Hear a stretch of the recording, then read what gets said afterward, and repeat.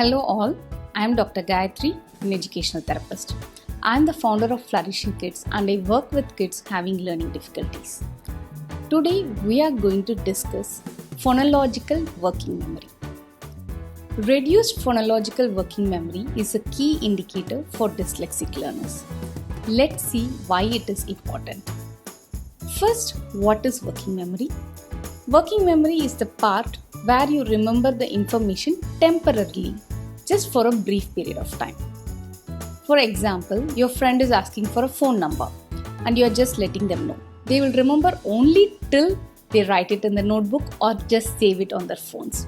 It's the same that happens when we ask someone address, and if they are giving us the directions, we remember it till we reach the place. Go left, go right, go turn.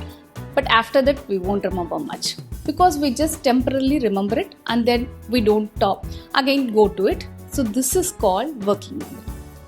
Phonology means something with language. So phonological working memory is related to learning. This is what very important for the language we hear, for the language we read. So it is very, very important for students in the classroom. Let's see what happens for the dyslexic learners. Generally, we can store 5 to 7 chunks of information in the working memory. But for the dyslexic learners, the number would be reduced. They won't be able to store that much of information in the working memory.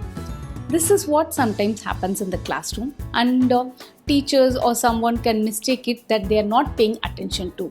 It's not that they are not able to remember everything. If you're giving a series of instructions, they would have forgotten the first one and second one. They would be remembering only the last one. The fourth one would be only on their memory. So they forget it. So that is how sometimes we feel that they are not following a series of instructions or they are not paying attention in the classroom.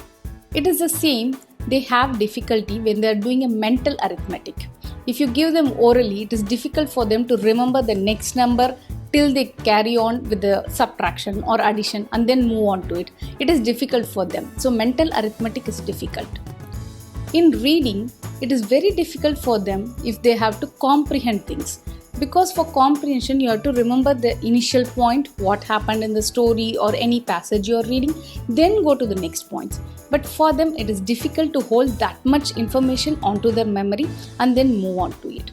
So these are the difficulties for children who have little reduced phonological working memory. So how can we help dyslexic learners in the classroom? Try to split the work. Try to chunk the work as much as possible.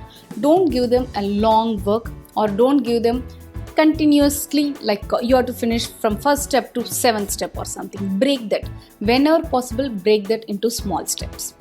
For maths, whenever possible, ask them to write it down. Write it down what step it is. So they remember this is the step and then we have to go ahead.